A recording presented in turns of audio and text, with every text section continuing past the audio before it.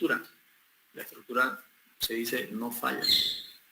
Básicamente son otros los parámetros que se consideran para hacer cumplir las recomendaciones normativas de los estados límite de utilización.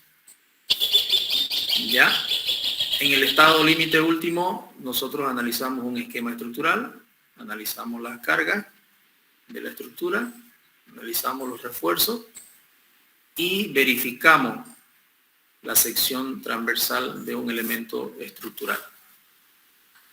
Uno dice cálculo estructural, digamos, pero realmente no es un cálculo en sí, ¿no? Realmente lo que hacemos es una verificación. Nosotros, de alguna manera, asignamos una sección transversal a un elemento estructural y verificamos si esa sección transversal soporta los esfuerzos a los cuales estamos sometiéndola.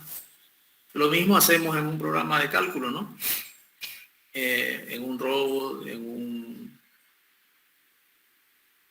CIPECAD o en el RAM, hacemos exactamente lo mismo. Generamos el esquema estructural y lo que hacemos es asignarle secciones transversales a todos los elementos. Obviamente sección, material, ¿no? Porque no es lo mismo calcular una viga de hormigón que calcular una viga de madera o una viga de acero.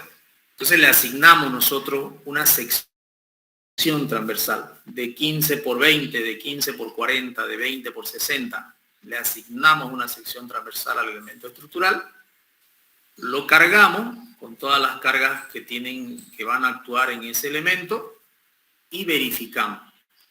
Verificamos si el elemento resiste o no resiste. Es básicamente eso lo que hacemos. Cuando no había un software de cálculo estructural, eso se hacía a mano. Es decir, nosotros lo vamos a aprender a hacer a mano. Ya saben ustedes hacerlo básicamente, ¿no? Pero lo hacemos a mano, académicamente. Con la ayuda de los software, lo que hacemos es iteraciones, ¿no? Podemos optimizar nuestro diseño estructural de una manera muy eficiente, porque los tiempos se reducen a nada cuando tenemos ya cargada la estructura y diseñado ya toda la parte estructural en un software, ¿no? Simplemente cambiamos datos y su cálculo se hace de manera inmediata.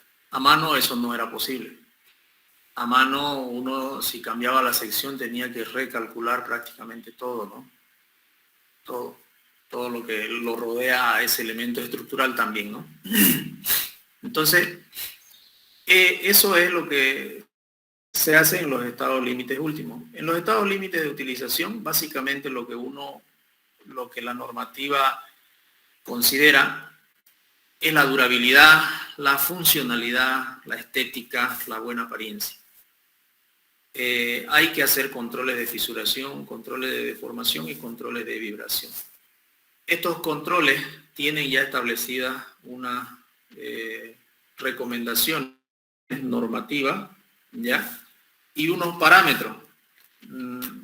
A través de unas ecuaciones nosotros podemos determinar el grosor máximo de fisura que se permite en una viga, por ejemplo, ¿no? Y si nosotros cumplimos con ese grosor máximo de fisura, entramos en lo que viene a ser el control de fisuración. Lo mismo con la deformación, ¿no? La deformación máxima que se admite en un determinado elemento estructural. Entonces, tenemos ecuaciones que nos permiten calcular estos valores y poder verificar si estamos dentro o fuera de la norma para continuar con el diseño. Ya, muchas veces, la mayoría nos enfocamos en los estados límites últimos y nos descuidamos de los estados límites de utilización. Y esto es por el mismo motivo de que en el estado límite de utilización, si no cumple, no se va a caer la estructura, no va a colapsar de forma inmediata, pero sí vamos a disminuir su vida útil. ¿ya? A la medida de que nos alejemos más incumpliendo las recomendaciones normativas de estos controles, nuestra vida útil va a caer. Si el edificio pretendíamos tener una durabilidad de 50 años y no cumplimos con estos parámetros, probablemente se reduzca, con seguridad se va a reducir la vida útil, pero probablemente se reduzca la vida útil a la mitad o menos, ¿no? 25 años o menos. Entonces, no deja de ser importante verificar estos aspectos, ¿ya? Es importante verificar. Lo que pasa es que en este mundo tan comercial, se podría decir, todo es comercio, que se hacen las cosas y no se verifican estos aspectos que en el momento de la entrega de obra no se manifiestan o se los puede disimular, etcétera, etcétera. El problema es después. El problema es después de 3 años, después de 4 años, ¿ya? Ahí aparecen los problemas. Un elemento estructural, se dice que al cabo de 3 años, aproximadamente, la bibliografía indica 1000 días. 1000 días. Después de 1000 días se dice que el elemento estructural ya está, se podría decir, estable, ya no se está deformando, ya no se está fisurando, ya llegó a un punto donde es recomendable realizar una inspección minuciosa de todos los elementos estructurales y hacer las reparaciones y las correcciones que se tengan que hacer. Ya, no vale la pena hacerlo antes, obviamente, a no ser que sea una falla muy considerable, ¿no? Pero si aparecen algunas fisuras visibles antes de los 3 años y no son muy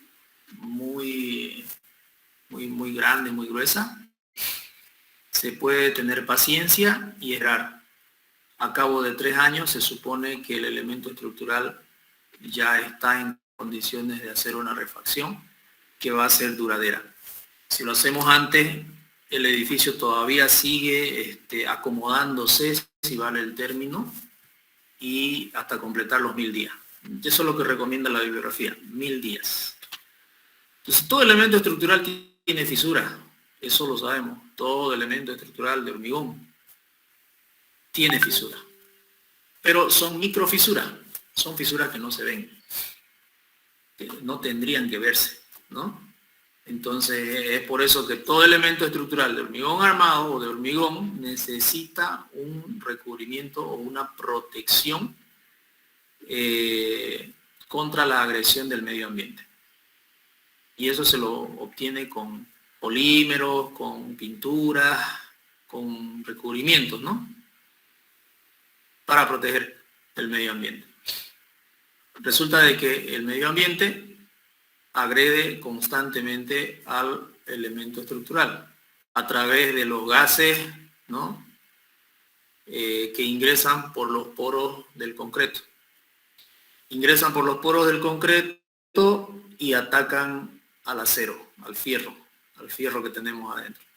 ¿Ya? Si el canal de ingreso de gases, de líquido, de agua, es bastante grande, como una fisura, le facilitamos el acceso a estos medios agresores. Le facilitamos el acceso hacia el acero, ¿no? Entonces, mucho más rápido nuestro elemento estructural va a dejar de ser útil. ¿Ya? Por eso es importante el diseño o la verificación de los estados límites de utilización. Si tengo una estructura, verificamos los 2 estados. Hay que verificar los 2 estados. Requisitos de una estructura: seguridad, resistencia, durabilidad. Fíjense, durabilidad, funcionalidad, apariencia, economía, medio ambiente, todas estas 2, 4, 5, están ligadas al diseño de estado límite de utilización. Solo la primera al diseño de estado límite último. ¿Ya? Y nosotros le damos más importancia al diseño de estado límite último. No es que no sea importante, por supuesto que es importante, ¿no?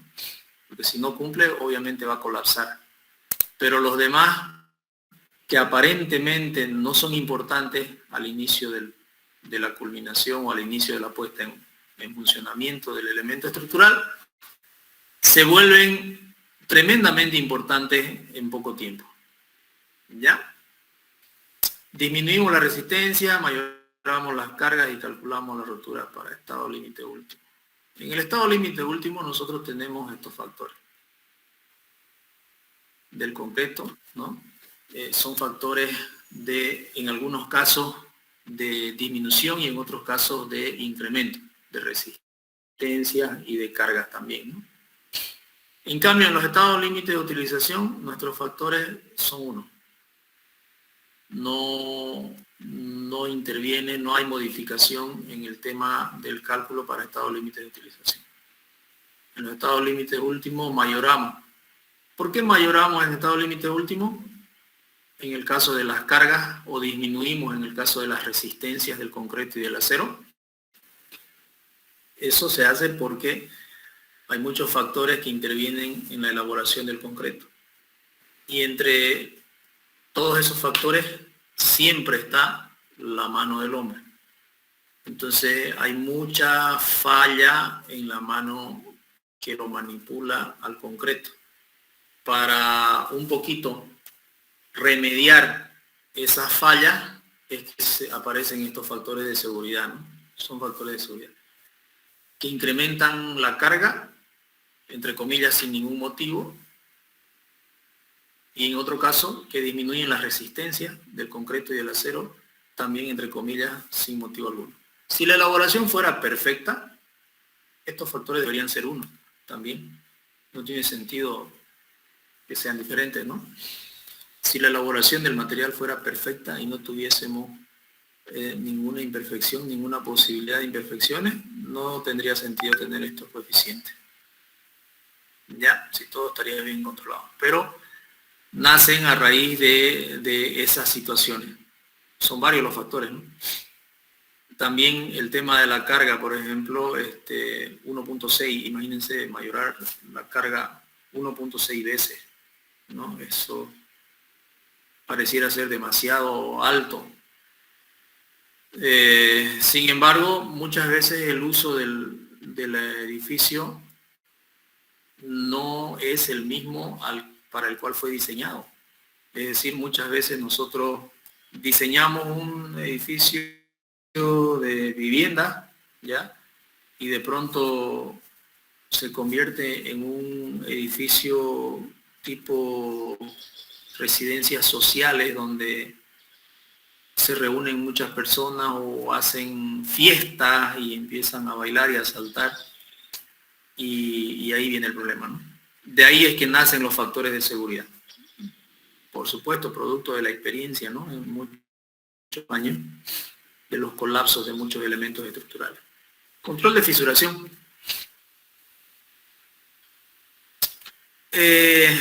Bueno, en el control de fisuración nosotros tenemos una formulita para controlar el ancho de la fisura. ¿Ya? Los valores límites de la fisuración se los clasifica de esta manera. El ambiente 1, el ambiente 2 y el ambiente 3. El ambiente 1 son los elementos interiores en edificios o en medio exterior de baja humedad. A esos elementos estructurales se denomina que se encuentran en el ambiente 1. Y en el ambiente 1 se tolera un ancho de fisura de 0.4 milímetros. Es decir, menos de la mitad de 1 milímetro. Básicamente invisible, ¿no? Básicamente invisible. 0.4 milímetros. En el ambiente número 2, ¿cuáles son los elementos que se clasifican en el ambiente número 2, son elementos interiores en medios húmedos o exteriores en medios no agresivos. Entonces son elementos interiores en medios húmedos o exteriores en medios no agresivos. Básicamente el ambiente 2 sería para Santa Cruz, ¿no? Que tenemos humedad básicamente los 365 días del año. En este tipo de clasificación, la fisura límite, el valor límite del ancho de fisura, este es el ancho de la fisura, es 0.2 milímetros. Aún menos visible, ¿no? Y el ambiente 3 son elementos interiores o exteriores que están sometidos a medios agresivos. Ahí sí el ancho de fisura es menor todavía, 0.1 milímetros. 1 milímetro dividido entre 10, ¿no? Ahí sí que hay más rigurosidad, porque la idea es dificultar o impedir el acceso de los elementos agresivos al interior del concreto. Esa es la idea. Entonces este es el valor máximo que se puede permitir como ancho de fisura en un elemento estructural. ¿Ya? Para eso hay muchas fórmulas, hay varias fórmulas que se proponen. Esta es de ellas, es una fórmula. Esta es la fórmula de Borges.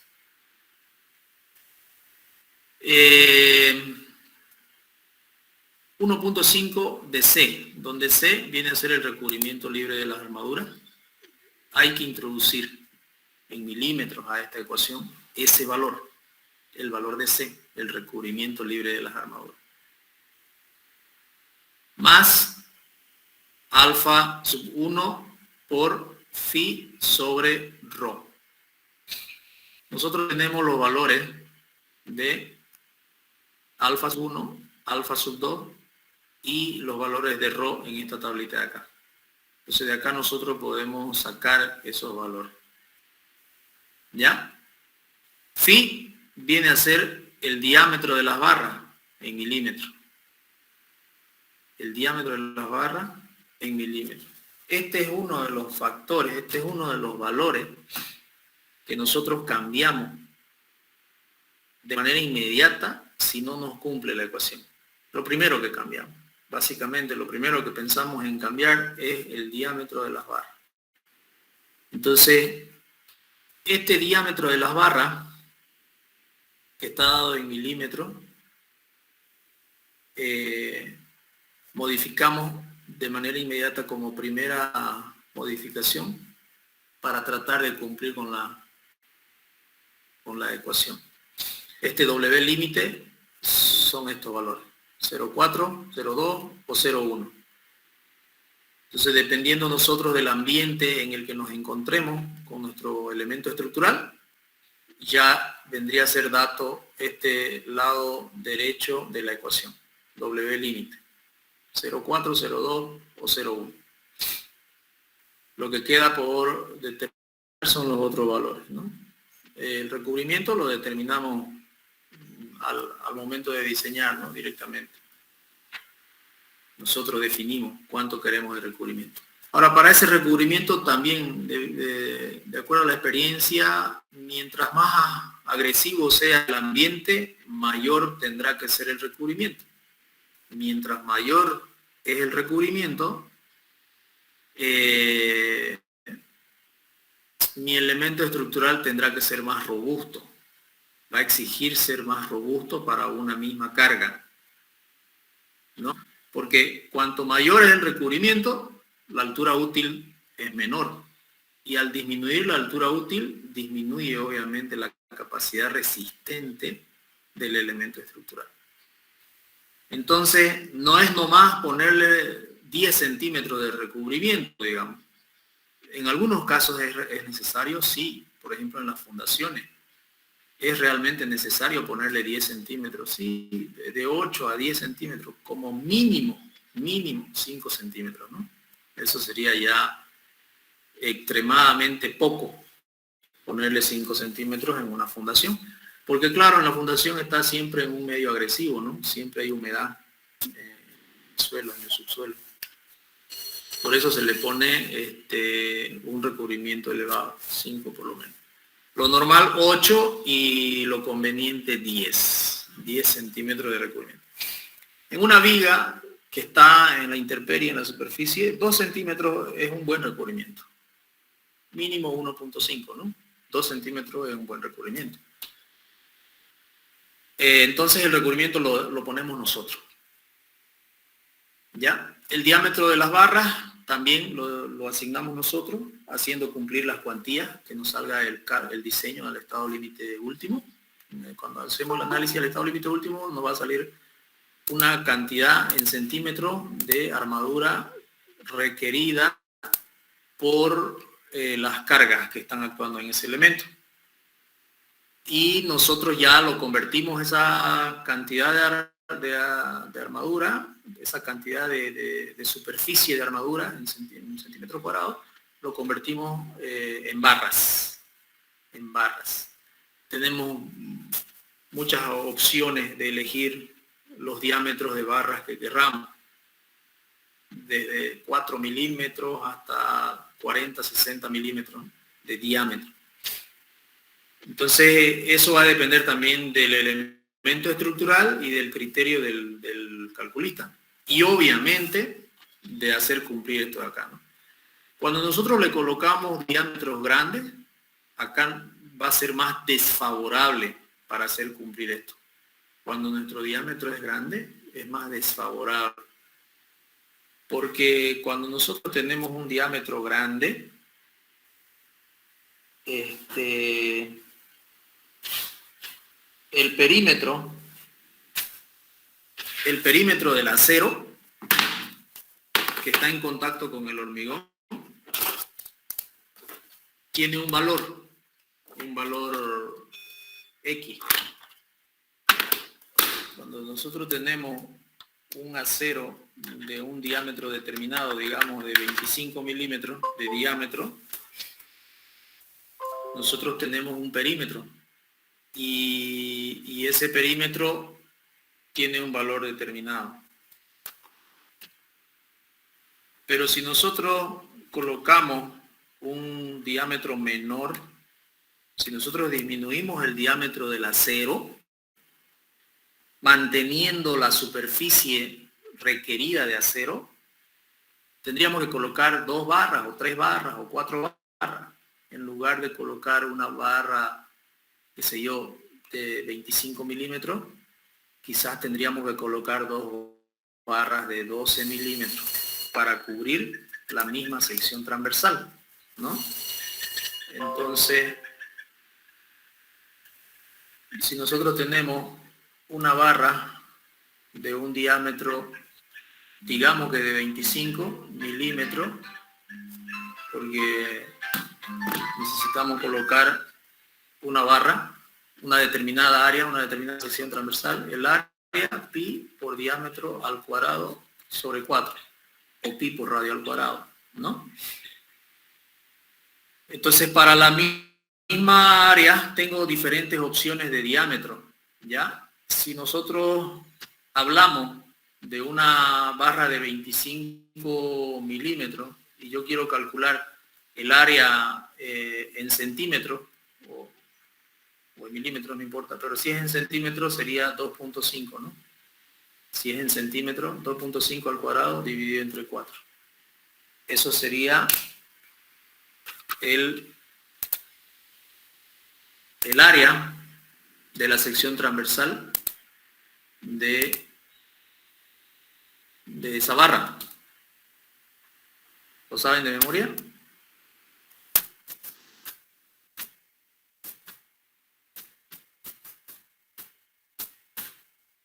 .9. Entonces aquí me da 4.9 centímetros. Yo puedo mantener esta área, con otros tipos de acero. Es decir, supongamos que yo quiero utilizar 10 milímetros. Entonces el área para 10 milímetros, 3.1416 por 1 centímetro, dividido entre 4, ¿no? sería 3.1416 entre 4. 0.78, 0.8. Normalmente lo adoptamos aquí 0.8, básicamente, ¿no? 0.8 centímetros cuadrados. Entonces, si yo le voy a colocar barras de 10 milímetros, para un requerimiento de 4.9 centímetros cuadrados, entonces yo tendría que dividir, ¿no?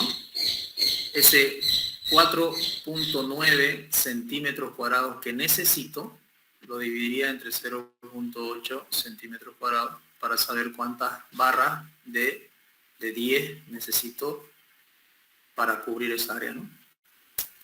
Entonces, si hacemos ese calculito de 4.9 dividido entre 0.8, necesito 6, básicamente.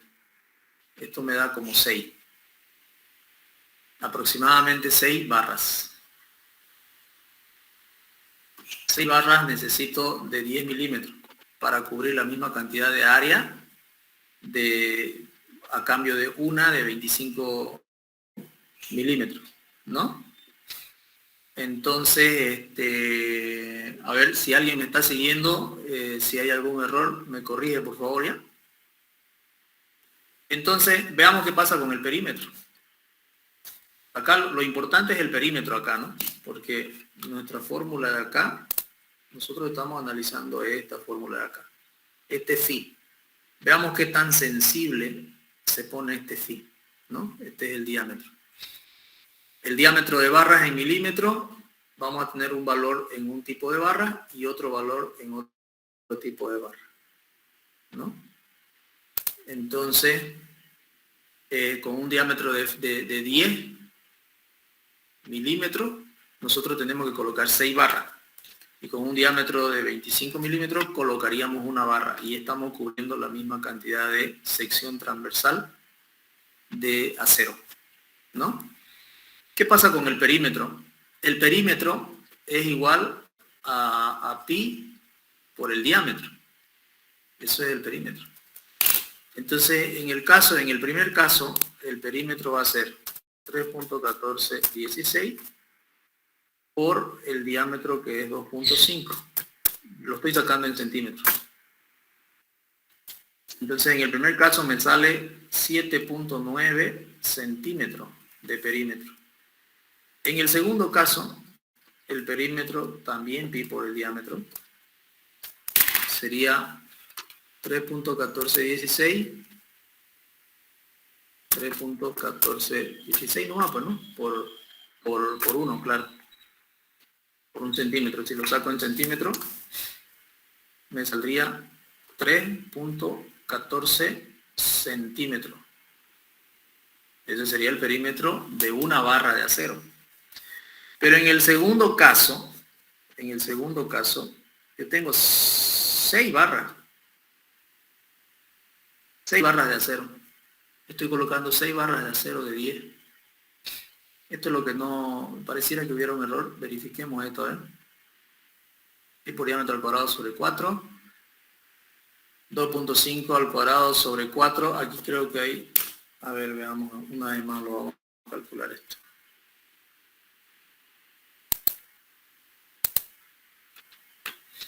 $3.1416 por 2.5 dividido entre 4. 4.9. 3.1416 por 1 al cuadrado dividido entre 4. Es 0.78. Básicamente 0.8. Si colocáramos 0.8, ¿no? Entonces, 4.9 centímetros al cuadrado dividido entre 0.78.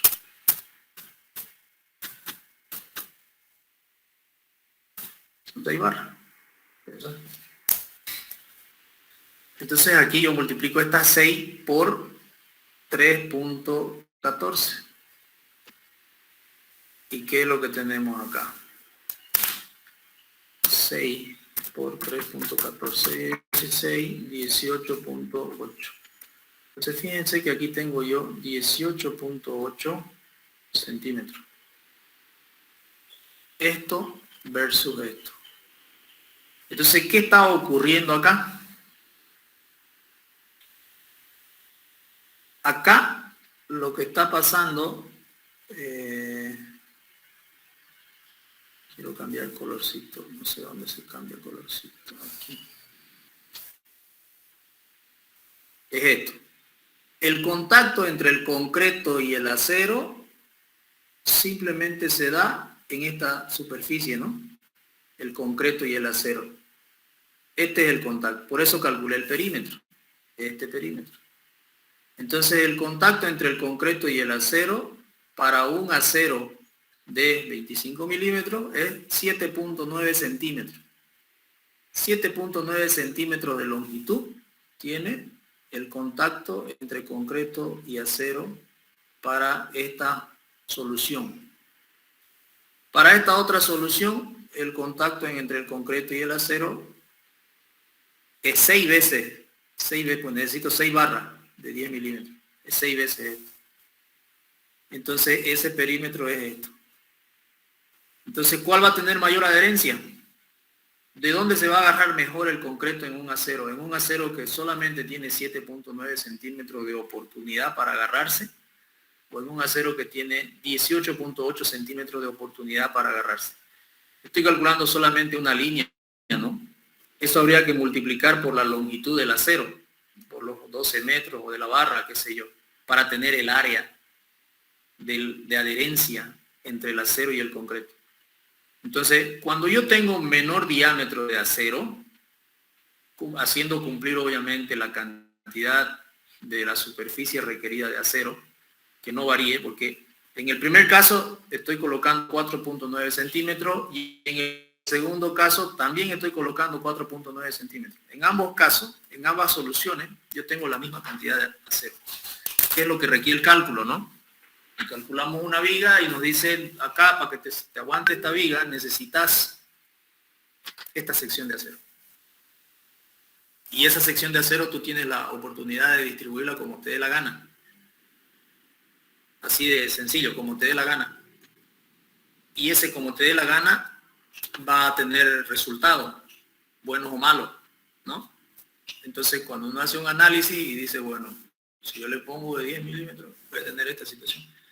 Entonces, si yo multiplico estos 18.8 centímetros de perímetro por 12 metros de profundidad que tiene la barra, digamos, si mi viga fuera de 12 metros o de los metros que sea, yo voy a tener la superficie de contacto entre el acero y el concreto y voy a poder calcular la adherencia entre ellos. Por supuesto, va a ser mucho mayor que en el primer caso. ¿Ya? Entonces, al haber mayor adherencia entre concreto y acero, las fisuras disminuyen, las fisuras se anulan, las fisuras se eliminan. Resumiendo, en una viga de concreto es preferible tener varias barras de acero. Mientras más barras de acero tengamos, más favorable nuestro diseño a la fisuración. Versus tener una viga con una barra de alto diámetro, pero solo 2 barritas, digamos.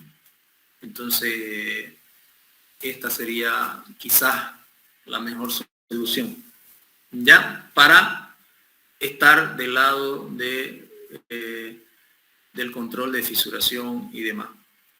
Trabaja mejor. ¿Ok? Los esfuerzos de tracción en un elemento estructural siempre existen. Siempre hay flexotracción en una viga de concreto, en una columna de concreto, siempre hay. ¿Ya? Y esos esfuerzos no los absorbe el concreto.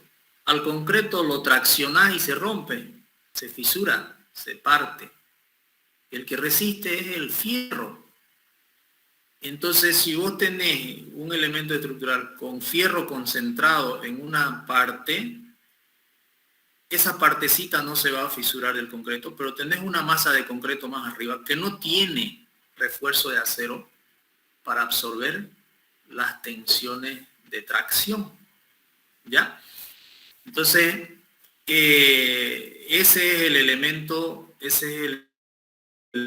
más importante en el tema del diseño de fisura. Uno de los factores más importantes. El diámetro de las barras, ¿ya?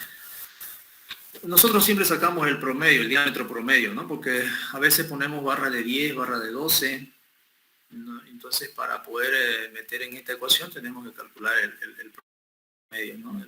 de los diámetros. Más adelante les voy a mostrar una forma de calcular también que sugiere Jiménez Montoya, no sacar el promedio, sugiere hacer un artificio que sale un poquito más exacto a lo que realmente ocurre.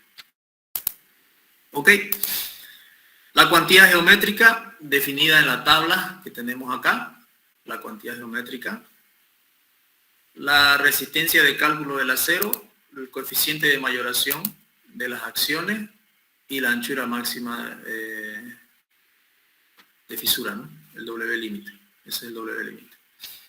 Entonces aquí están esos elementos en nuestra fórmula, la resistencia de cálculo del acero, el coeficiente de mayoración de las acciones de carga, que como referencia tenemos acá 1.6, coeficiente de mayoración de las cargas, y la cuantía geométrica. Y la cuantía geométrica también es un elemento que se puede modificar, si se quiere decir acá, ¿ya? Pero inicialmente arrancamos con modificar el diámetro y normalmente con eso es suficiente, ¿ya? Las vigas de concreto pueden tener diferentes secciones, circulares, rectangulares, cuadradas, vigas en sección T, etcétera, etcétera, etcétera. ¿Ya? Y trabajan estos elementos, trabajan de diferentes formas, es decir, los esfuerzos a los que suelen estar sometidos son diversos. No siempre van a ser sometidos a compresión solamente, no siempre van a ser sometidos solamente a tracción. En un edificio todos los elementos en algún momento tienen variación de requerimiento de esfuerzo, es decir, una parte de la sección puede estar sometida a compresión y otra parte de la sección puede estar sometida a tracción. Es lo que ocurre con una viga normalmente, pues, ¿no? Con una viga de concreto, eso es lo que ocurre. Una parte de la viga está sometida a compresión y otra parte de la viga está sometida a tracción, ¿no? Cuando tenemos una viga. En una columna ocurre también algo similar, digamos, pero no necesariamente, ¿no?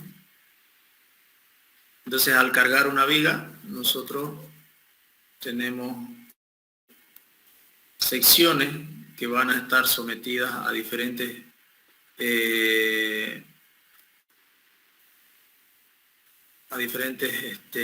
valores de esfuerzo. Si nosotros analizamos una sección,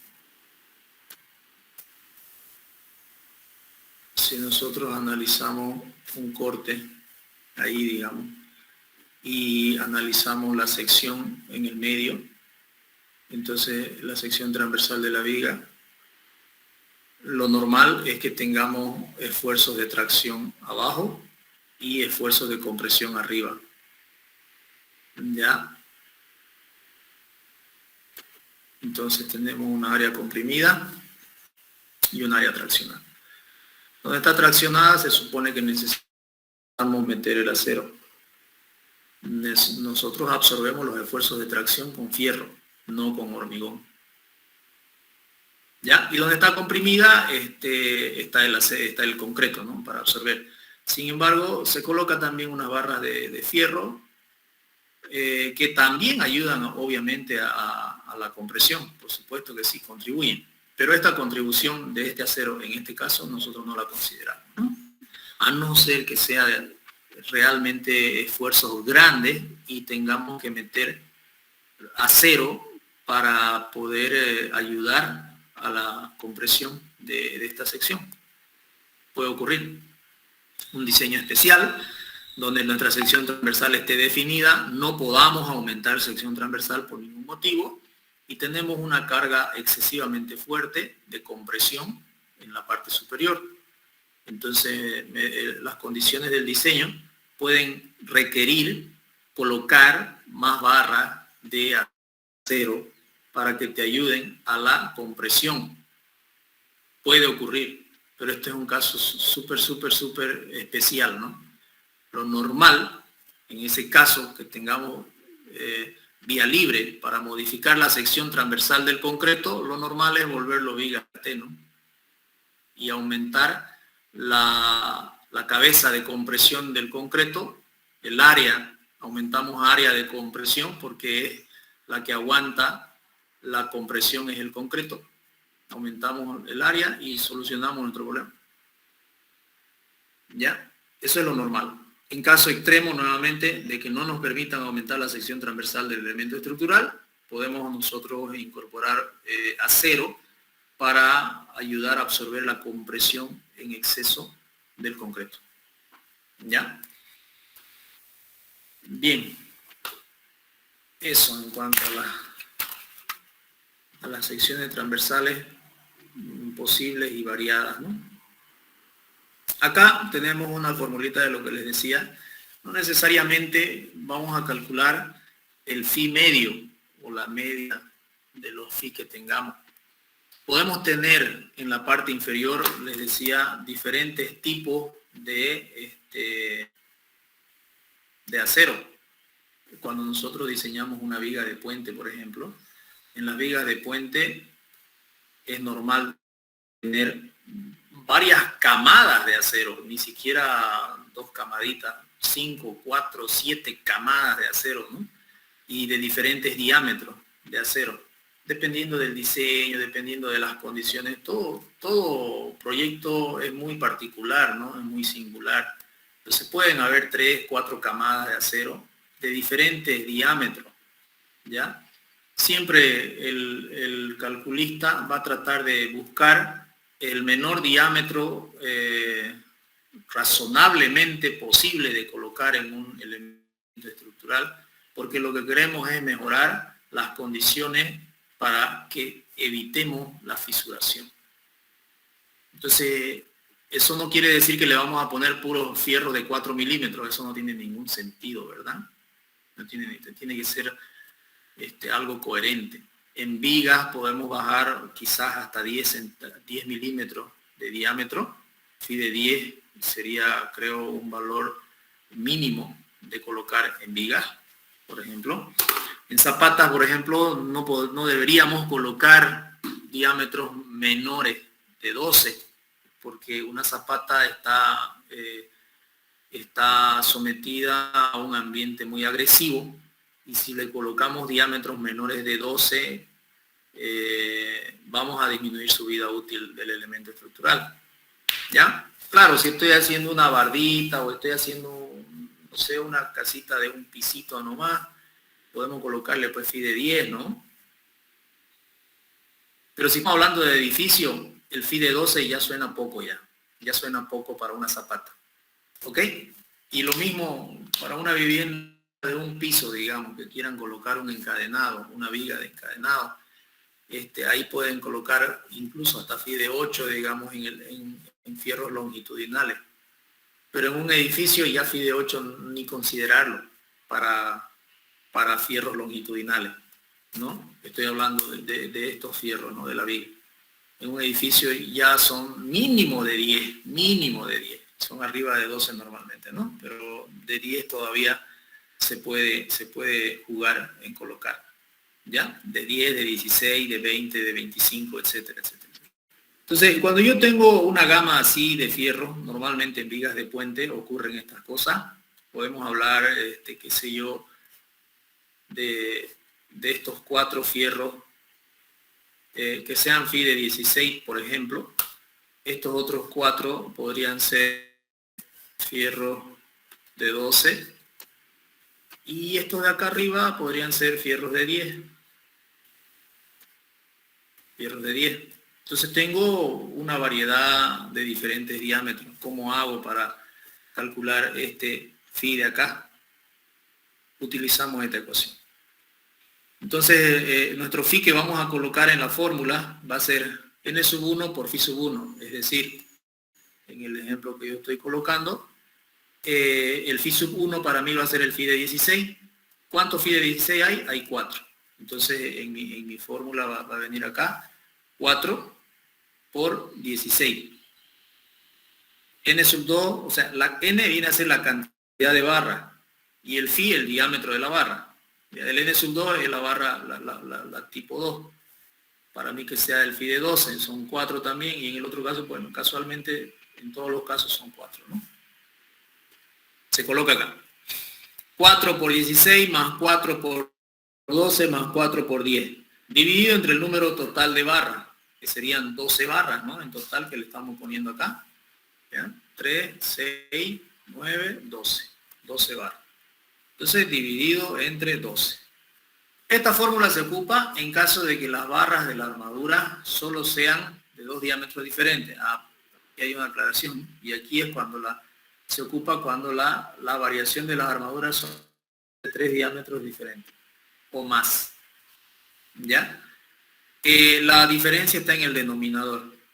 Básicamente en el denominador y el cuadrado del diámetro. Estas formulaciones tratan de acercarse mucho más a un acontecimiento real, digamos, ¿no? Entonces, son propuestas que nos da la bibliografía especializada. Bueno, eso para su conocimiento. Seguramente algunos han sacado siempre el promedio nomás y nunca han tenido problemas.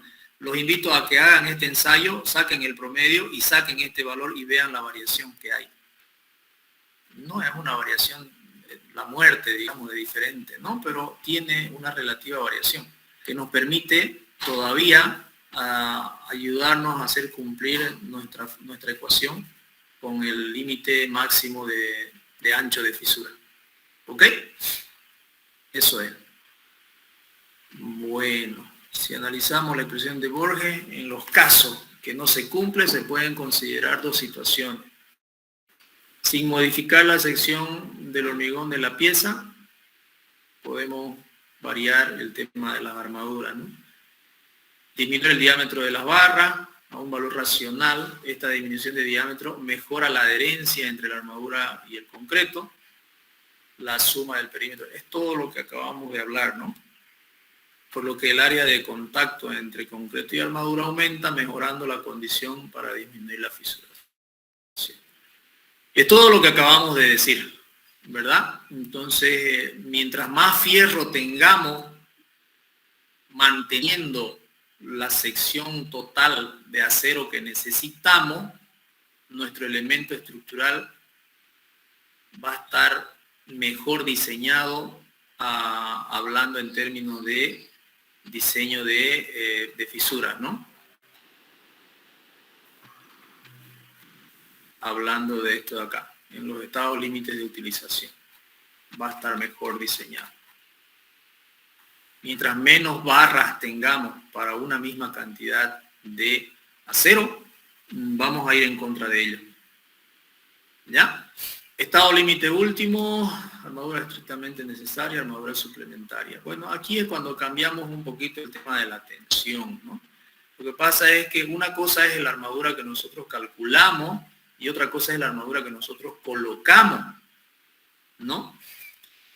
La que calculamos es la estrictamente necesaria, es decir, calculamos, qué sé yo, aquí por ejemplo habíamos visto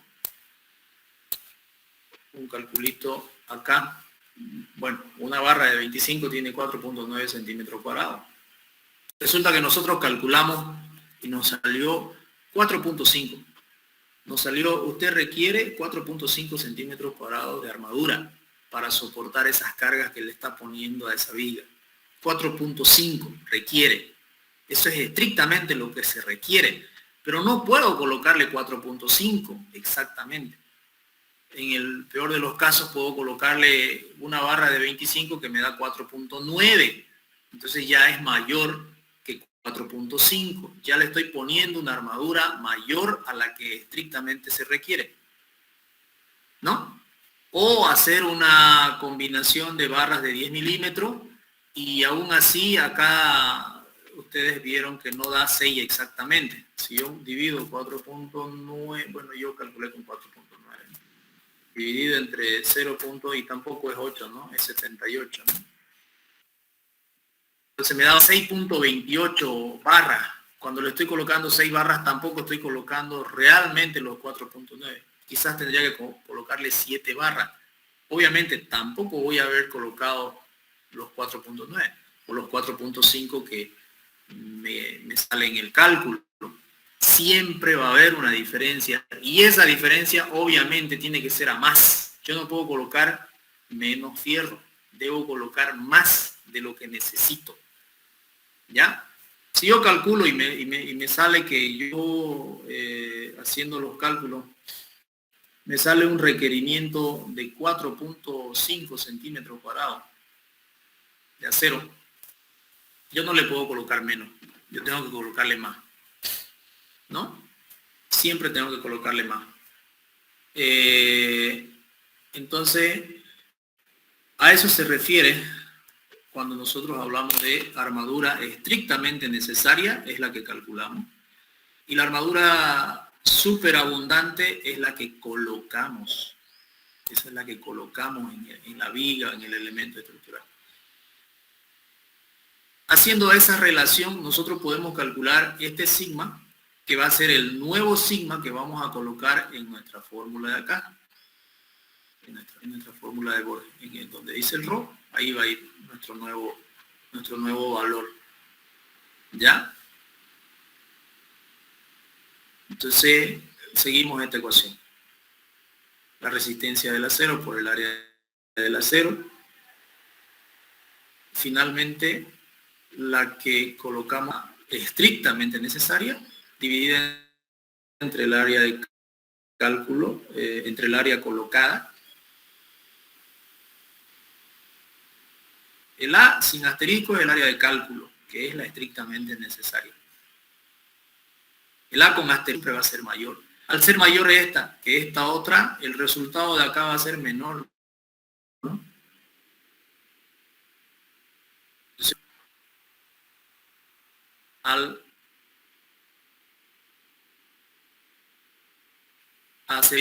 atacar, si se puede decir, o de modificar para que nuestra ecuación nos cumpla la fisuración. Ahora, por supuesto, si nos sale muy lejos, ni haciendo lo que sea que hagamos, no vamos a poder cumplir.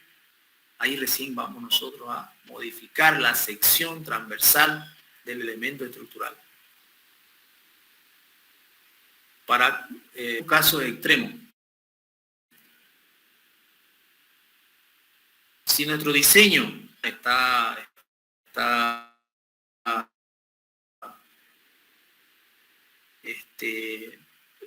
coherente, si nuestro diseño es bien coherente, acá con pequeñas modificaciones lo vamos a hacer cumplir, ¿ya? Pero si nuestro diseño de estado límite último tiene errores, acá no vamos a poder cumplir, ¿ya? Entonces son esas dos las formas. No sé si tienen alguna pregunta.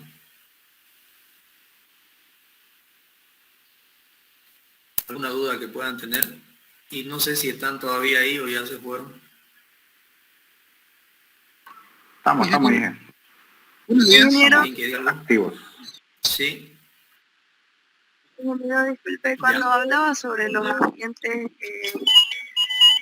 quería preguntarle, el ambiente 3, cuando decía que eran agresivos, se refiere a temperaturas elevadas, ¿no?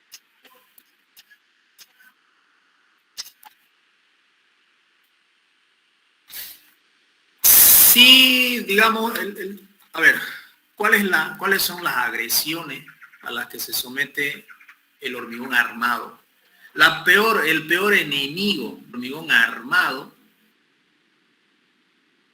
es la combinación entre el agua y el oxígeno. Si vos le metés solamente agua, sacándole todo el oxígeno, tu armadura no se corroe, no se oxida. O sea, podés tener tu armadura bajo el agua de oxígeno, sacándole el oxígeno al agua, y no le pasa nada. Si vos lo tenés tu armadura solo con oxígeno y sin agua, tampoco le pasa nada. El problema es cuando se combinan los dos. Si se combina el agua con el oxígeno, chao armadura.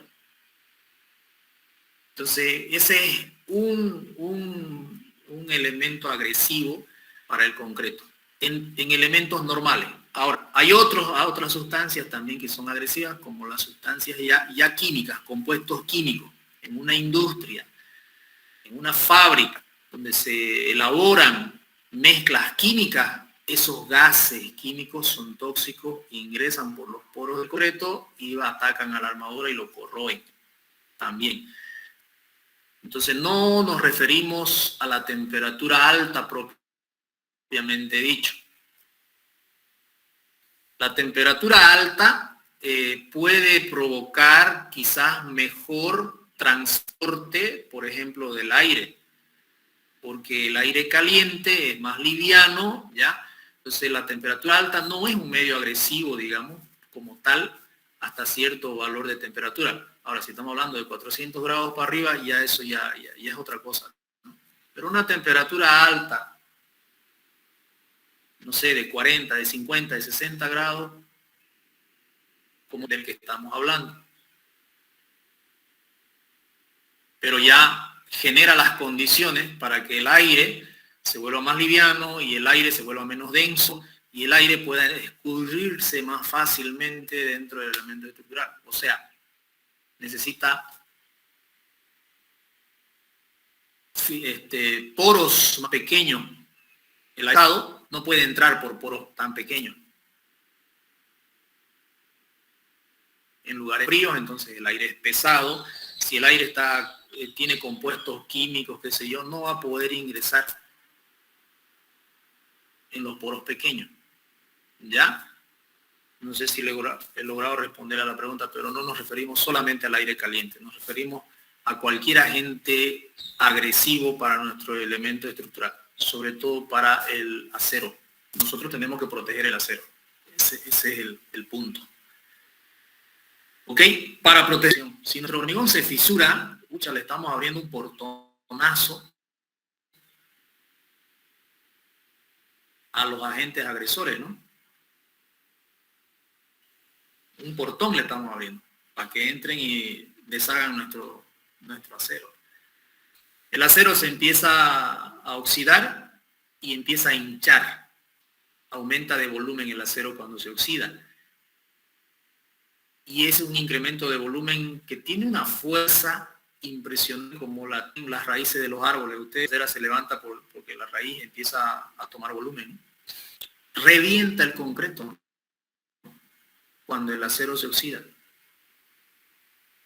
Lo revienta, lo parte, empieza a partirlo. No, en las primeras etapas de su corrosión no lo podemos ver porque son fisuras tan pequeñas que se generan en el concreto que ya está siendo no lo alcanzamos a ver. Y entonces los agentes empiezan a ingresar con mayor fuerza porque tienen las fisuras más grandes. Y de pronto en 2, 3, 4 semanas revienta y ya vemos nomás que reventó, pues, ¿no? Que se abrió la fisura y se hace un boquete, ¿no?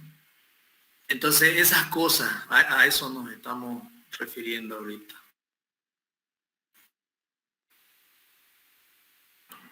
Ingeniero, una consulta, ingeniero. En este caso, cuando se construye, ingeniero, ¿me escucha? Sí, sí. En este caso, cuando nosotros construimos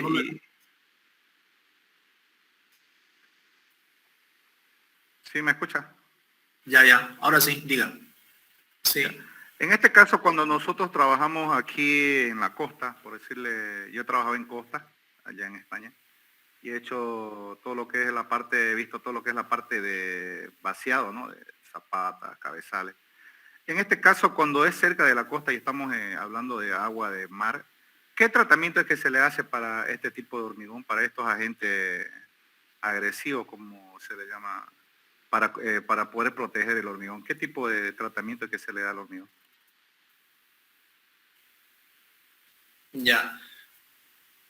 Lo primero que hay que, otro agente agresor es pues la sal, ¿no? La sal corroe a la armadura. El tema, llegué agua al acero. Y obviamente el agua está con sal, que es peor aún, ¿no? Es peor aún la corrosión. Entonces tienes que proteger el acero. Con seguridad, donde tú me hablas, entre el hormigón y el acero, debe ser casi seguro, deben tener una normativa, ellos allá mínimo 10 centímetros de recubrimiento. Pero no es lo único. Aparte de ese recubrimiento, una de las cosas muy importantes es la elaboración del concreto. Tu elaboración del concreto tiene que tener mayor rigurosidad. Sirve tener 20 centímetros de recubrimiento si tu concreto es una esponja. ¿No es cierto? De nada te sirve tener 20, 30 centímetros de recubrimiento si tu concreto es una esponja, si tu concreto no está bien elaborado. Entonces, ahí sí hay que ser bien riguroso. Entre 8 y 12 centímetros, o sea, 12 sería exagerado. Tendría que ser 8, 9 centímetros de asentamiento, lo que nos da como parámetro de que tiene menos vacío tu hormigón en condiciones normales. Estamos hablando sin aplicar químicos, sin aplicar sustancias químicas todavía. Porque esa es una forma. Supongamos que estamos en una época donde no contamos con elementos químicos, con aditivos, en otros términos, con aditivos que nos permitan mejorar nuestro concreto. Pongámonos ese escenario. No tenemos conocimiento, no hay investigaciones, no hay aditivos, no existen aditivos, solo sabemos así. 10 centímetros por lo menos de recubrimiento y un concreto bien elaborado con la menor cantidad de vacíos posible. Para eso, un asentamiento de 8 aproximadamente, 8, 9 máximo, y con eso podríamos tener una vida útil, impedir la agresión de los agentes externos. Actualmente hay aditivos, ¿no? Entonces ya hay un montón nos eliminan las burbujas y los vacíos de la masa del concreto. Tenemos que tener una pasta sin vacío, casi cero vacío. Esos aditivos tendríamos que usar ahí donde usted está, en la costa. Y además, verificar de que ese aditivo no se degrade al tomar contacto con el agua salada. Porque puede ser que ese agua te funcione bien, pero allá, al tomar contacto con el agua salada, probablemente ese aditivo reaccione químicamente y no funcione, ¿no? Eso también hay que tener cuidado. Hay aditivos que se venden en todas partes del mundo y uno tiene que analizar y pedir ensayos acordes a su situación en la que está. Tiene que pensar en todo. Vos estás mezclando un agua salada con un aditivo, hay que ver las reacciones químicas que se generan entre esos compuestos cuando se mezclan. Si hay o no hay, si son favorables o son perjudiciales, hay que hacer esos ensayos, ¿no? Eso sería en cuanto a lo que te podría comentar. No sé si tú has visto alguna otra situación allá, más bien. Bueno, la verdad que el hormigón ya lo traían directamente de fábrica, ¿no? Hacían el pedido para hacer el vaciado de las zapatas Pero en sí, o sea, yo no vi exactamente, no, o sea, no se veía, solamente hacían la prueba del hormigón mediante probetas y listo. O sea, por curiosidad me acerqué una vez, yo le pregunté a uno de los que traía el hormigón, me dijo que el hormigón ya estaba preparado, listo de la fábrica, lo mandaban a traer, sí, mediante su norma, sí, pues ya de ahí para adelante ya no me dijo más nada.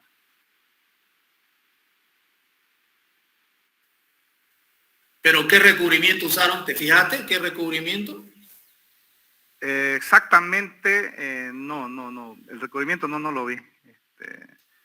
Y eso que nosotros arriba armábamos, y yo era encargado de encofrado, pero el recubrimiento no pasaba de los 4 o 5 centímetros, pero a partir de la primera planta hacia arriba, porque eran columnas de 40 por 60. Allá se construye bajo la... Claro, eso ya no está, digamos. Ajá, allá se construye bajo a 20 metros del mar, se construye solamente de 5 plantas, nada más, no dejan construir más hacia arriba. Esa es su norma que ellos tienen. Pero la parte de abajo sí, la zapata y todo eso no puede. Solamente a partir de la primera planta hacia arriba, ¿no? Yo armaba encofrado allá.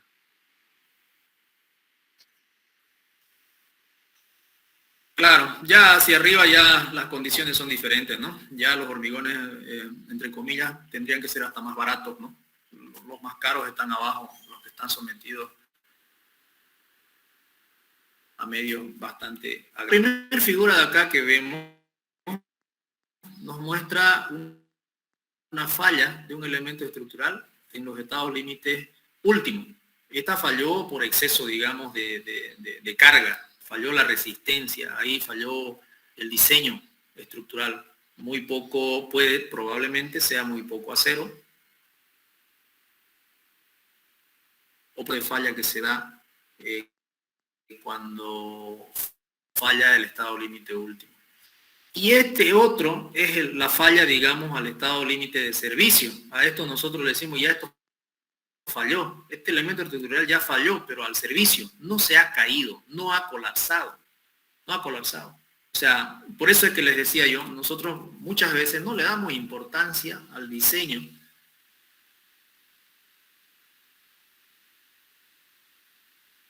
en estado límite de servicio, porque no se cae el elemento estructural, pero disminuye su vida útil. O sea, al final se va a caer, pero inició su problema por falla de estado límite de servicio y concluye en estado límite último. Pero si verificamos esto, porque este acero, cada día que pasa, va haciéndose más delgado, más delgado, más delgado, más delgado. Y esta falla que se va a dar en algún día no se califica como una falla al estado límite último, sino más bien al estado límite de servicio. ¿Por qué no se califica como una falla de estado límite último? Porque uno falla, ¿ya? Y cuando verificamos los cálculos estructurales, en el cálculo estructural este fierro era de 16 y se solicitaba un fierro de 16. O sea, estaba bien, no falla al estado límite último. Pero al momento de falla ya este fierro no tenía 16 de diámetro, tenía de repente 8 por la corrosión. No sé si me logran entender. Pero esas son las dos situaciones, ¿ya? Cuando falla así, cuando los fierros están no tienen corrosión ni nada, y fallan y se rompen, esto sí es estado límite último. Esto falló al estado. Las diferencias que hay entre los dos métodos que estamos nosotros comentando, ¿no? Conversando.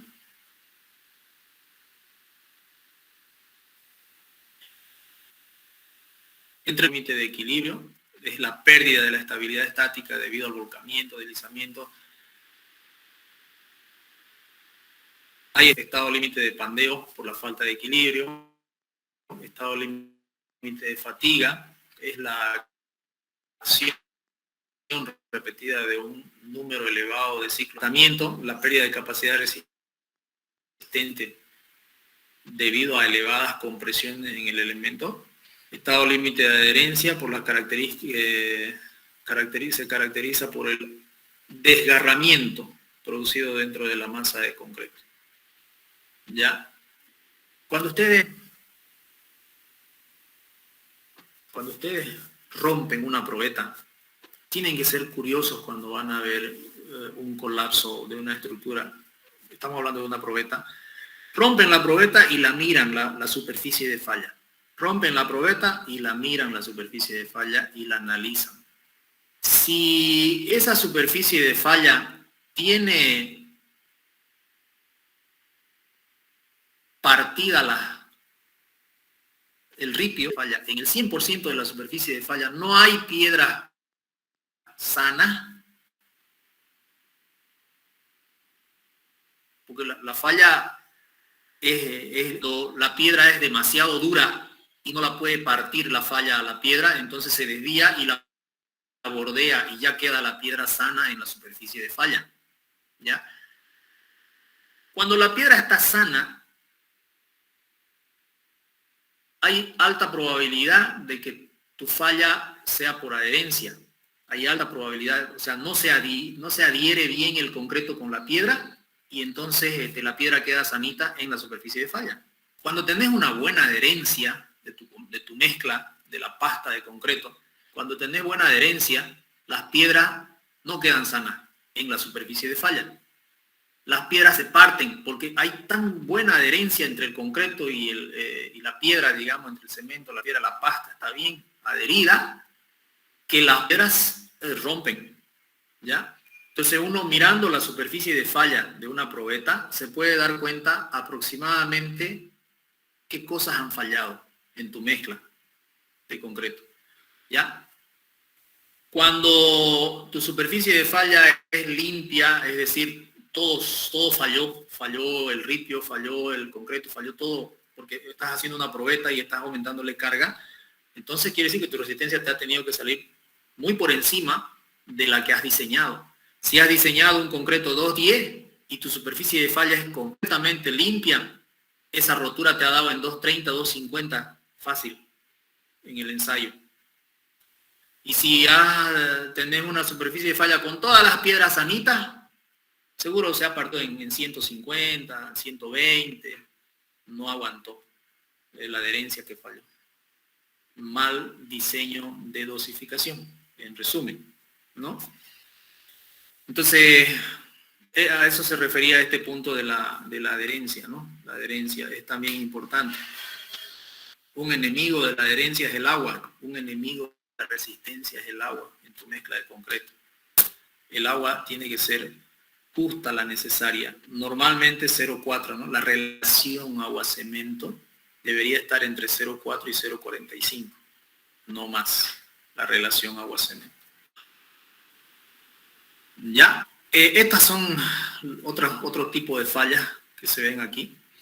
Básicamente esto está asociado al aplastamiento, al exceso de carga. Seguramente tienen algunas grúas por acá arriba, donde adentro, ¿no? Donde le deben cargar algunas máquinas, algo.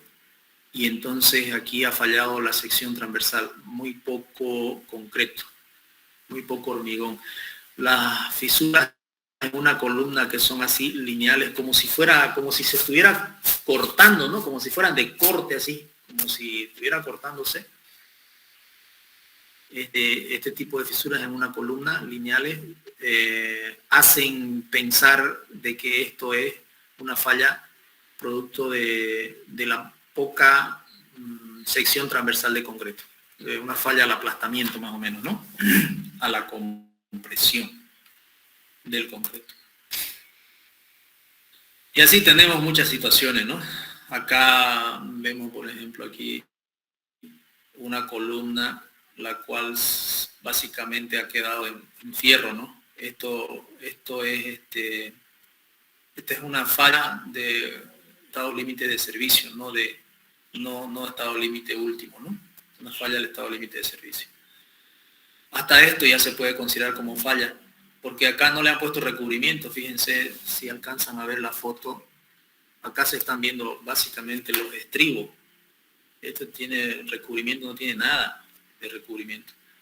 Entonces, esto va a terminar fallando. Su vida útil se ha disminuido, pero abismalmente, porque el fierro pronto se va a corroer y va a desaparecer. Y va a quedar solo hormigón. y los esfuerzos de tracción el hormigón no los soporta. Un elemento de este tipo tiene esfuerzo de tracción, en realidad se llama flexotracción. Entonces, esto se va a partir y se va a caer, ¿no? Los que soportan los esfuerzos de flexión, de tracción, son los fierros, es el acero, no el concreto. Si no hay acero, el concreto se parte.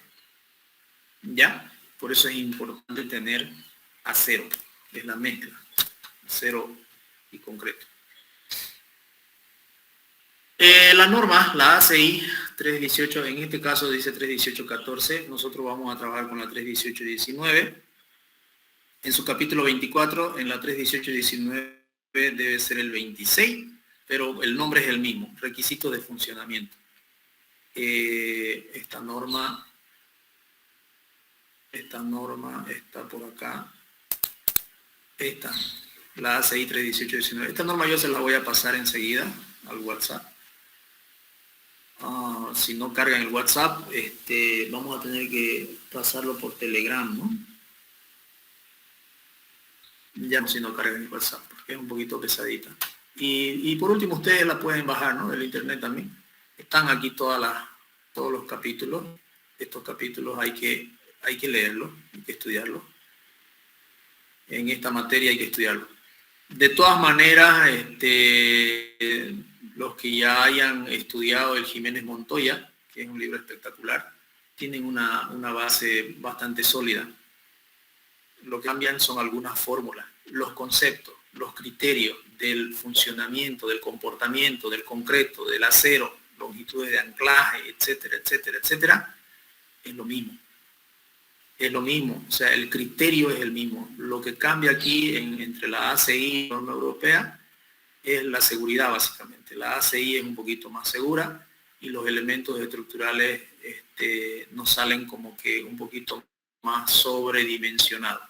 De ya, cualquier norma que usemos, el cálculo es sobredimensionado, precisamente por tratar de subsanar aquellos errores humanos que se presentan al momento de la construcción. Por eso se mayoran carga, ¿no? Se disminuyen resistencia y ya ahí ya está sobredimensionado. Ya está sobredimensionado. Entonces, cualquier norma que usemos ya está sobredimensionada. Sin embargo, la ACI tiene un poquito más de sobredimensionamiento que la europea. Y nuevamente les repito, los criterios, el análisis, los conceptos, la teoría es la misma. Ya es básicamente la misma. Entonces, acá vemos nosotros un montón de situaciones que contempla esta norma, en las cuales también tiene, como pueden ver, mucha teoría, una explicación de muchas cosas, y también tiene obviamente ecuaciones. Tiene ecuaciones para calcular las diferentes situaciones, si son longitudes de anclaje, si son barras de diámetros de barras de fierro, diferentes procedimientos. Entre la ACI 318.14 y la ACI 318.19, que es esta, hay poca variación, pero sí las hay. Sí hay, vamos a ver más adelante 2 o 3 variaciones puntuales donde han cambiado su fórmula completa, ¿no? No es gran cosa, pero sí hay pequeña variación. ¿Ya? Entonces, como tarea básicamente, agarremos esta norma y empecemos a leerla. Ya empecemos a estudiar. Esa es la norma que se la voy a pasar después. Bien.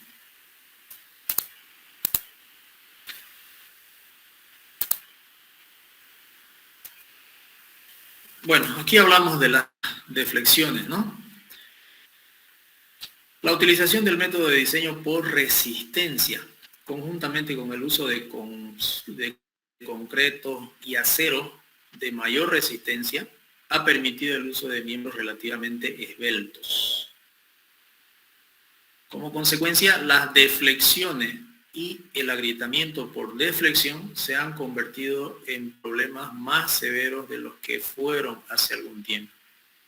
Pasa es que cuando nosotros empezamos a combinar el acero, el fierro, con el concreto, con el hormigón, se forma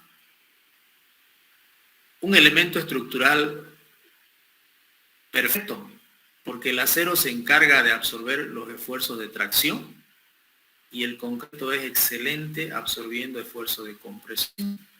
Y entonces cuando hay esfuerzo combinado, también los materiales combinan entre ellos y los absorben a esos esfuerzos. De ahí es que cada vez se busca optimizar más los elementos estructurales y cada vez son más esbeltos. Y muchas veces llegamos a caer en problemas, ¿no?, de colapso. Uno de esos fue el Málaga, ¿no? El ingeniero Rivera fue mi docente y siempre él buscaba, era obsesionado por buscar la esbeltez de los elementos estructurales en todo tipo en cuantas estructuras se le ponía enfrente para su cálculo, él le buscaba y en algunos momentos incluso obviaba los factores de seguridad, los valores estos, gamma sub S, gamma sub C, los obviaba. Era su criterio de él, ¿no? Porque claro, todos sabemos, digamos, que son valores que sobredimensionan un elemento estructural, pero los sobredimensionan por los motivos que ya hemos conversado. La mano de obra es muy deficiente. No podemos poner esos valores de la resistencia del concreto, si la mano, va a haber muchas manos ahí metidas en ese proceso, ¿no? Entonces, mucho riesgo eliminar esos factores. El riesgo es bastante alto. Tendría que estar uno haciendo un control de calidad, pero minucioso al 100%, para poder eliminar esos factores, ¿no? Tendría que estar uno en todos los puntos, en todo el proceso, pero prácticamente hacerlo uno mismo, ¿no? Todo el proceso para no cometer errores y que hayan problemas después. Acá en Santa Cruz, no sé si en otro lugar también, debe ser en todo el mundo, pero acá en Santa Cruz son aberraciones las que se ven. Yo una vez vi un video, que un colega lo firmó, donde los albañiles recibían la mezcla sería un quinto o sexto piso de un edificio, estaban vaciando columnas. Y la mejor mezcla es aquella mezcla que es pastosa, que es pegajosa, que es difícil de trabajar. Yo los invito a ustedes a que hagan una buena basificación con un contenido de agua, una relación agua-cemento de 0,45 como máximo, con un asentamiento en el cono de Abraham de 10 centímetros como máximo, y los invito a que carguen 10 carretillas. Y ahí se van a dar cuenta cuál es la mejor mezcla. La mejor mezcla es la que tú clavas la pala, primero que te cuesta levantarla, la mezcla, porque se prende toda la pasta con la pasta de abajo. La misma pala se prende en la mezcla, difícil levantarla. Y cuando lo vas a palear, la mezcla se queda prendida en la pala. Tú haces un esfuerzo y se quedó la mezcla en la pala, haces de nuevo y sigue la mezcla en la pala. Entonces hay que tener una cierta velocidad de ida y de vuelta para que esa mezcla, por inercia, resbale de la pala y caiga en la carretilla. Esa mezcla pegajosa, esa mezcla difícil de trabajar, esa es la mejor mezcla. Ingeniero, ¿no influye mucho el agregado fino ahí? Claro que influye, man. Porque nosotros trabajamos así, en España se trabaja con ese tipo de agregado, o sea, como usted dice, la pasta. Allá no le llaman mezcla, le dicen pasta, para revocar, para enlucir, para hacer hormigón. Con ese tipo de agregado fino se trabaja porque, mía chica, es difícil y peor si uno hace a mano, no, uno se rompe la espalda con eso. Correcto, o sea que vos me entendés de lo que estoy hablando, ya la has vivido. Claro, Esa es la mejor yo he sido mezcla. albañil allá, pues nos hacían hacer hormigón para hacer vaciado de garaje, hemos vaciado columnas, hemos vaciado losa y con ese tipo de hormigón, con ese tipo de agregado. Bien, correcto. Esa es la mejor mezcla, la verdad que sí. Ahorita vamos a tocar el tema del tamaño de los agregados, pero quiero terminar con esto, con el ejemplo que les decía. Los albañiles allá arriba en el 5º piso, como obviamente saben que es difícil trabajar con esa mezcla, llegaban, recibían la mezcla de la bomba que les bombeaba hasta el 5º piso, la máquina, les entregaba ahí, la recibían en una carretilla, la llevaban en una carretilla al pie de la columna, tenían una escalera, un campo arriba en la escalera esperando que le pasen el balde. Colocaban la carretilla y le echaban al balde un casco de agua. Sacaban su casco, metían el casco al turril, llenaban de agua, paz al balde y paz la mezcla en el balde. Por cada balde, que ni siquiera lo llenaban porque es bien pesado, hasta la mitad seguramente, por cada medio balde de mezcla, un cascazo de agua. ¿Cómo creen que quedó ese hormigón ahí?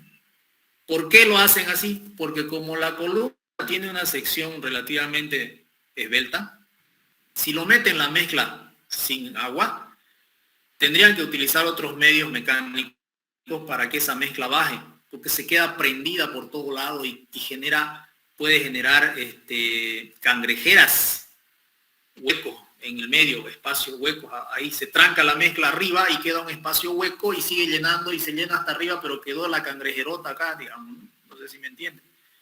Y para evitar eso se necesita vibradora, otro camba más arriba vibrando y golpeando para que baje la mezcla. En cambio ellos lo hacían más fácil, le metían agua y eso bajaba como si nada, hasta abajo. O sea, imagínense cuánta ingeniería, cuánta ciencia, cuánto presupuesto. Han comprado concreto, no sé de qué empresa, que lo elaboran en planta, lo traen con mixer, lo bombean arriba para que el camba infeliz allá arriba le ponga agua. O sea, daba para tirarle un tiro, digamos. Mínimo. Daba para tirarle un tiro a ese camba, ¿no? Y entonces ese daño que se está haciendo a esos elementos estructurales, o sea, es difícil de calcular eso, ¿no? Y así lo terminan los edificios, el ingeniero allá en la charlando los dos cambas, casco blanco, se lo ve en el video. En la esquina, charlando dos cascos blancos. Y los albañiles haciendo de la suya. Quizás ellos no lo hacen obviamente con mala intención, pues, ¿no? Yo quiero pensar de que no lo hacen con mala intención, lo hacen por desconocimiento. Ellos no conocen de que le metes agua y lo mataste al hormigón. Chau resistencia. Lo que ellos buscan es facilitar su trabajo y hacerlo más rápido porque su jefe les exige rápido. Entonces ellos quizás lo hacen de buena fe, pero no lo han estudiado, pues, ¿no? Y los cambas que estaban cascos blancos ahí, no sé si no saben o les valía o no sé, pero da bronca ver ese video, de verdad que da rabia y da pena, ¿no?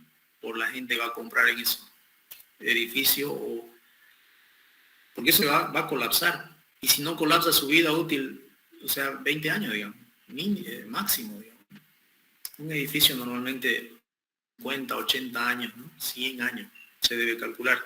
Pero así en esas condiciones ni idea. No va a funcionar eso. Y esa situación es lo que pasa. Ahora, con el tema de los agregados, cuando uno trabaja con agregados gruesos, hasta cierto valor, estoy hablando de ripio, hasta cierto valor de tamaño de ripio, en tu mezcla, tu resistencia es mayor. Si en algún momento tienen la oportunidad de hacerlo, háganlo, hagan el ensayo ese. ¿Qué ocurre? Si tú haces una buena dosificación, imagínate que le pones ripio de 1 pulgada. Entonces tú calculas la 1 pulgada, la superficie del ripio, la superficie de cada ripio de 1 pulgada. ¿Cuánto es el área de contacto del ripio? ¿Cuánto es el área que se va a mojar ese ripio? ¿Qué cantidad de agua necesita para mojarse es a 1 pulgada, comparado con varias piedritas que generan el mismo volumen del ripio de 1 pulgada, pero son varias.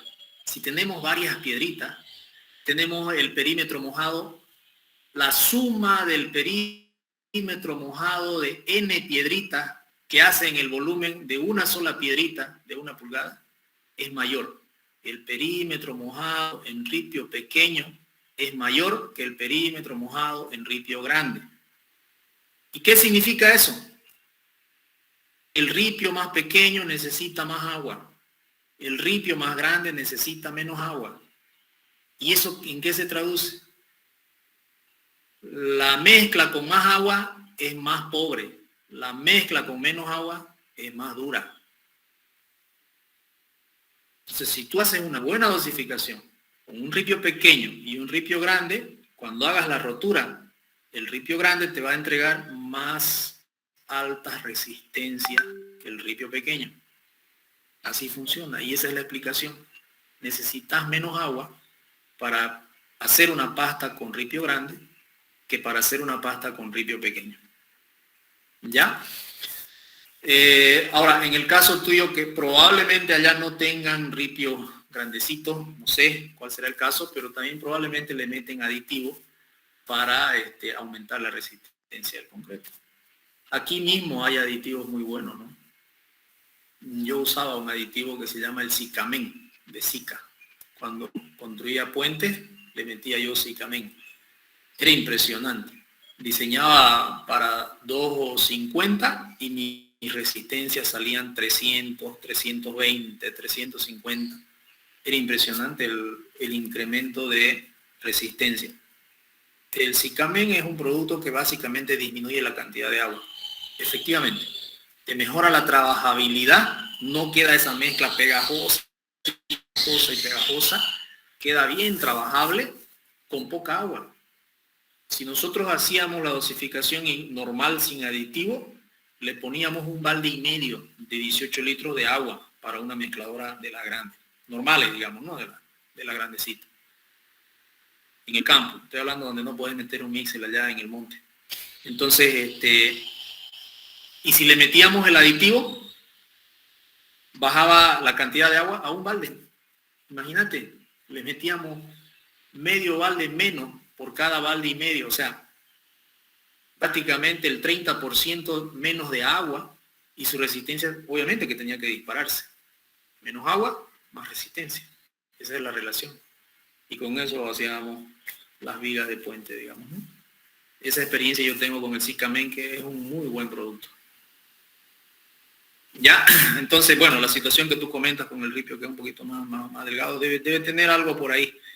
Pero siempre que sea sin aditivo fluidificante, tu mezcla tiene que ser bien pastosa.